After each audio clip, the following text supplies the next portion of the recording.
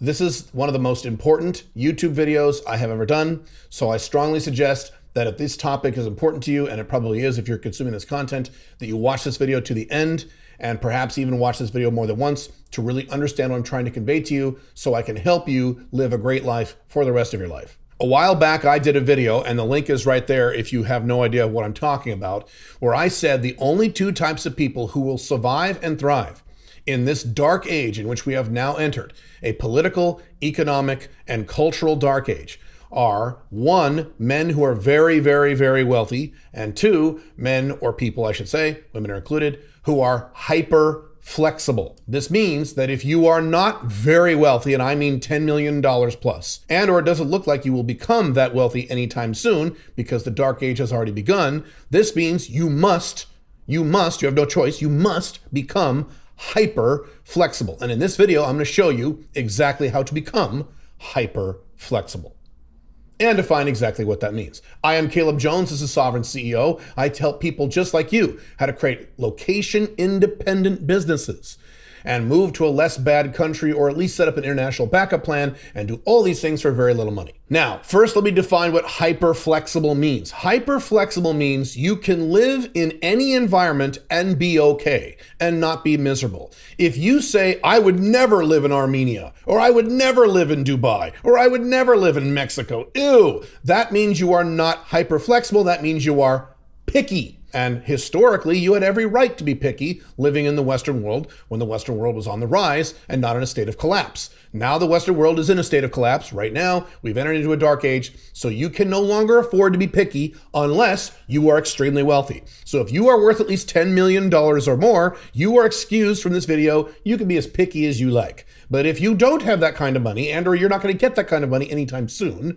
then you need to learn to become hyper flexible. And the reason for that is you will have to make changes in your life over the next 5, 10, 15, 20 years that you may or may not like in order to maintain a high degree of freedom and a high degree of happiness. Again, before, in the 1950s, 1960s, 1980s, part of the 1990s, even some of the 2000s, you didn't have to do that. You could just sit on your butt and work your normal corporate job and you'd probably be okay. You're not going to be okay anymore. Times have changed, the Western world is collapsing, and now you have to make changes. And you may not like all those changes if you're not hyper flexible. So here it is. Here's how to get hyper flexible. Number one, go do something that is completely out of your comfort zone. And make sure this something is something that lasts quite a long time. You want to make sure this something lasts many hours, or preferably several days or even a week.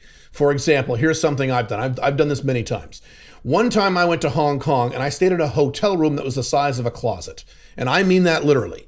You walked in, the door literally hit the bed, and it was a small single-sized bed. The entire apartment was about the size of the bed, so you had to scoot around the bed. There was no desk, no couch, no furniture. There was a toilet inside a shower. If you've been to Asia, you've seen those.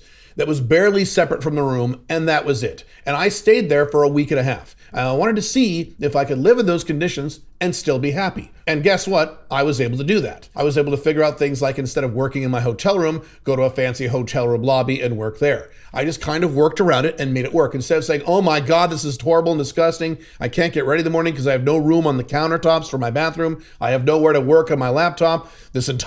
My room is the size of my bed, so I have nowhere to sit except for on my bed. I put myself on purpose into a scenario where I was extremely uncomfortable, and I made it work. I have done many things like this throughout the past to raise my bar in terms of comfort level and flexibility. I literally have the ability now, and I'm tempted to put this to the test at some point, I may still do this, to be homeless. I could be homeless for 2 or 3 days. I think I could pull that off, and I would be okay. I would be fine. I wouldn't be happy, but I'd be all right, because I'm hyper flexible. Another suggestion I have is to go spend an entire week in a country you think is disgusting. If you think, I don't know, to pick a random country like Ecuador, if you think Ecuador is disgusting and third world, you'd never do that, go spend a week there. Force yourself to spend an entire week in an Airbnb there. Go to a crappy Airbnb. Maybe don't go to a dangerous part of town. That's the one thing I probably would advise. But go live crappy for a week or at least a few days and see how it goes.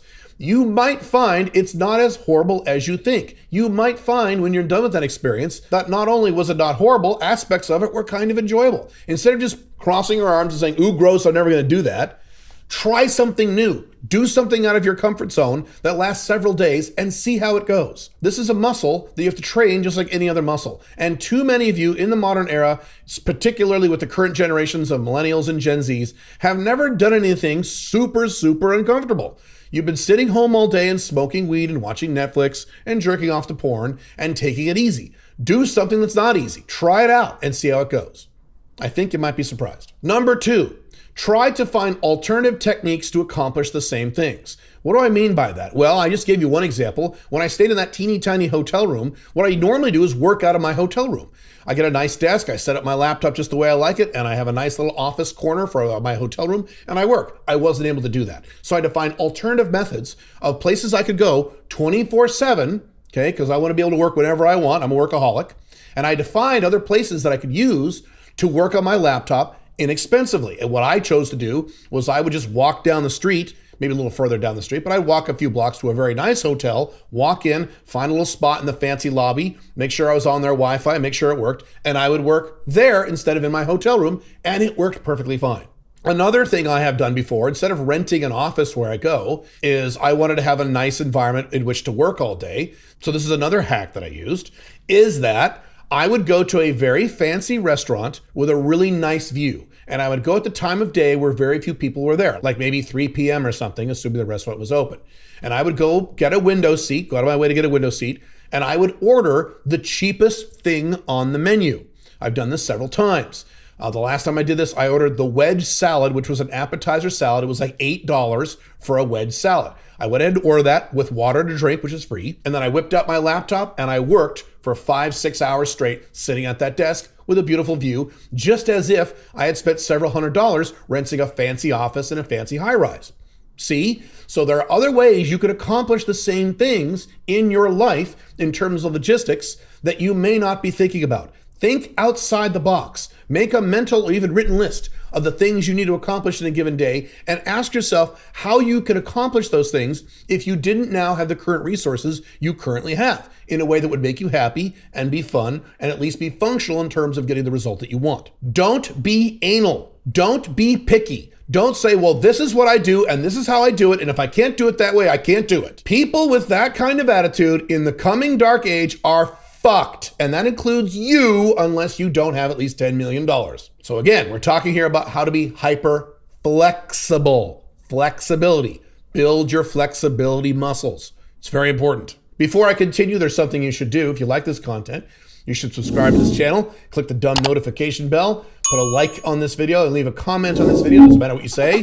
The more algorithm-friendly activity I get on this content, the more of this content I will provide for you for free, so you're just helping yourself. Item number 3, build your outcome independence. In my Alpha Male 2.0 materials, and certainly in my primary book, The Unchained Man, at alphamalebook.com, I have been talking about outcome independence now for over 10 years. It is a core trait that you must have if you want to be long-term happy. Outcome independence means you don't give a shit. You don't care. You watch the news and you shrug and don't care. If it's horrible, you don't care. If it's great, you still don't care. You don't care. It also means you do not care about the outcome of any one interaction. So if you're a sales guy and you're working on a new prospect and you make your sales call, your sales pitch, you don't care with that one individual prospect whether or not you make the sale. If you make the sale, great, you don't care. If you don't make the sale, you don't care. If you're going out on a date with a woman and she's your perfect 10, she's perfect to you in every way, you don't care when you drive out to that date how the date ends up. If she falls in love with you on the spot and immediately has sex with you, great, you don't care.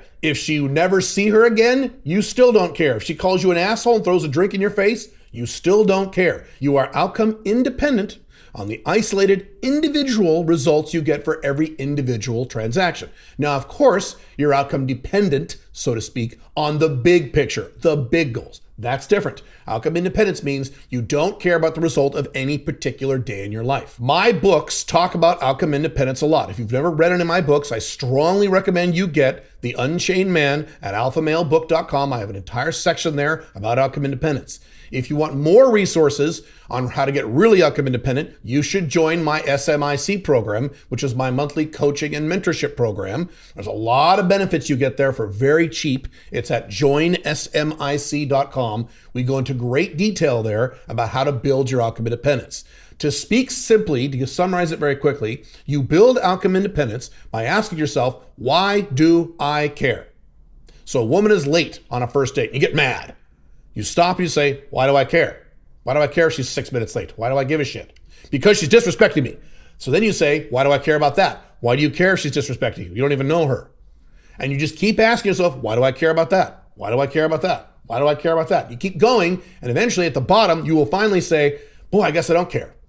That's how you build outcome independence. There's many other methods, but that's the primary method. Why do I give a shit about these little tiny things? Joe Biden is president. That makes me mad. Why do I care? And just drill down, go down the list. I lost a client. I'm pissed off. Why do I care? And just drill down the list. Works with anything. Start working on that. Hyper flexible means you have a strong sense of outcome independence. One of the reasons I'm hyper flexible, one of the reasons I could live in a shitty second world country in a tiny little apartment and be very happy, or a beautiful fancy mansion or a high rise here in Dubai and be very happy, is because I'm very outcome independent. I just don't give a shit. And outcome independence directly relates to your long-term happiness in life. There's a reason I am the happiest person I know, and that's a literal statement, because I'm outcome independent and most other people are standing around getting pissed off all the time because they care, because they give a shit. Stop giving a shit. Item number 4, and if you're part of the SMIC program, you have heard me talk about this before, and that is ask yourself, what happens to you if you don't